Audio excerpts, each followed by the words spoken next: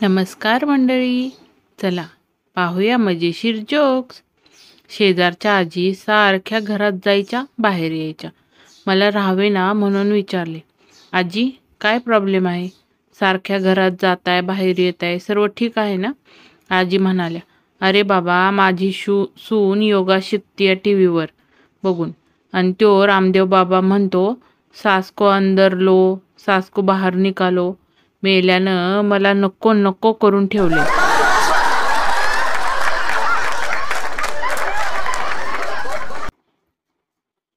यमराज महिलेला घेऊन जाण्यासाठी आला।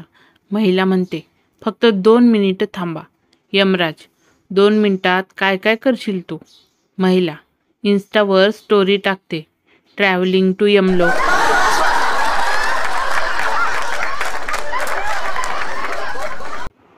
एकदा वेड्यांच्या हॉस्पिटलमध्ये डॉक्टर वेड्यांची तपासणीसाठी डीजे लावतात, तेव्हा सगळे वेडे नाचायला लागतात।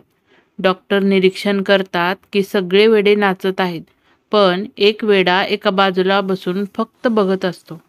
डॉक्टरला वाटतं हा हुशार आहे। डॉक्टर त्याला विचारतात, का रे बाबा, तू का नाचत नाहीस? त्यावर तो म्हणतो, साहेब मी नवरदेव आहे।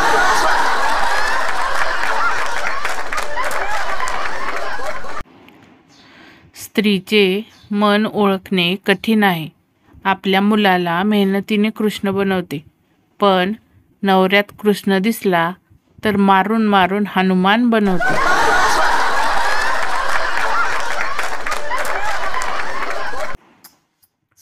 मुलगा, व्हॉट्सअप डाउनलोड कर ना।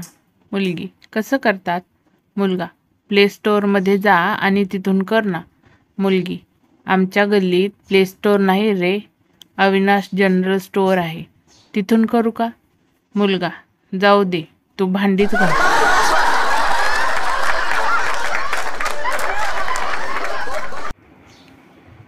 पत्नी, कसा झालाय चहा? पती, छानच, मस्तच। पत्नी, पण आपले चिरंजीव तर म्हणतायत बेकार झालाय। पती, लहान आहे ग तो, लग्न झाल्यावर कळेल त्याला।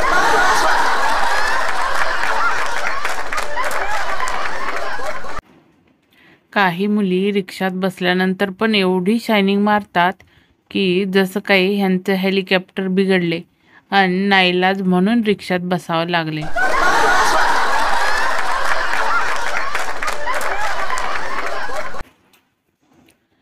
मी कधीच शिव्या देत नव्हतो, पण मित्रच असे भेटले ज्यांना शिव्या दिल्याशिवाय ऐकायलाच येत नाही।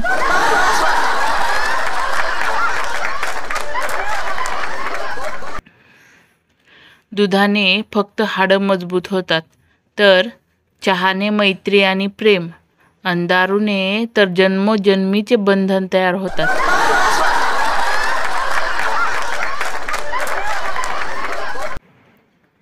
पोरींवर लाईन टाकण्यासाठी गॉगल घालून आलो होतो, डोळे आले समजून सगळ्या लांब पळाल्या।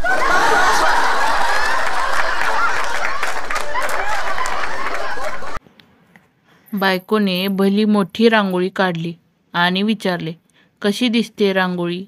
रांगोळी नेमकी बदकाची होती का मोराची हे कळतच नव्हतं, म्हणून हुशारीने म्हणालो, काय सुंदर पक्षी रंगवला आहे। तर बायको भडकली आणि म्हणाली, हत्ती आहे तो।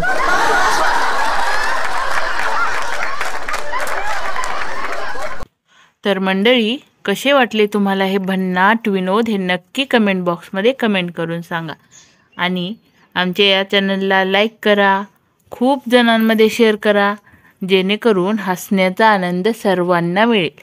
आणि सबस्क्राईब करायला तर अजिबातच विसरायचं नाही, आणि हो, हाईप पण नक्की करा हां, जेणेकरून आपला व्हिडिओ सर्वांपर्यंत पोहोचेल। तर भेटूया पुढच्या एका अशाच भन्नाट एपिसोडमध्ये। तोपर्यंत धन्यवाद।